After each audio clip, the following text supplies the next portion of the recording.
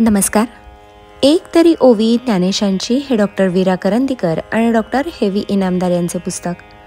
आकाशवाणीवर झालेल्या कार्यक्रमाच्या या पुस्तक आवृत्तीचे आपण क्रमशः वाचन करीत आहोत. आजचा भाग. तो मी वैकुंठी नसे, एक वेळ भानुबिंबीही न दिसे, वरी योगियांचीही मानसे, उमरडोनी जाय. ज्ञानेश्वरीतील अध्याय 9, ओवी क्रमांक 207. कीर्तन भक्तीत रंगून गेलेल्या सत्पुरुषांच्या संगतीचं सुख प्रत्यक्ष परमेश्वरालाही आवडतं. म्हणूनच श्रीकृष्ण अर्जुनाला सांगतात, मित्रा, माझं दर्शन फार दुर्लभ आहे. सहसा न दिसणारा मी कुठे शोधावा? तर अर्जुना, ध्यानात ठेव की मी एखाद्या वेळी वैकुंठात नसेन, सूर्यबिंबाच्या ठिकाणीही मी दिसणार नाही. योगीजनांची मन देखील मी ओलांडून जाईन. मग मला कुठे शोधावं? तर ज्या ठिकाणी माझा नामघोष मोठ्या प्रेमानं चाललेला असतो त्या ठिकाणी मी हटकून सापडतो.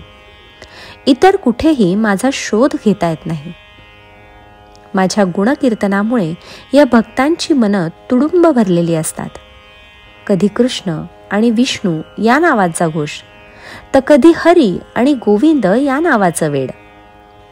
एखाद्या कापडाच्या दोन्ही पदरांपर्यंत जसा आडवा आणि उभा भरलेला तंतूच असतो, त्याप्रमाणे या विश्वामध्ये माझ्याशिवाय ते लोक दुसरं काहीच ओळखत नाहीत.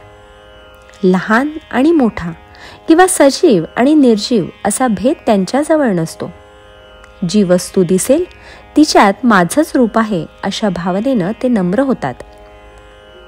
आपण निर्गुण आणि निराकार आहोत अशी ग्वाही देणाऱ्या भगवंतांना इथं भक्ताच्या अधीन व्हावं लागले आहे.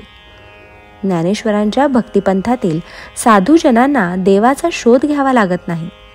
प्रत्यक्ष देवच त्यांना शोधत येतो.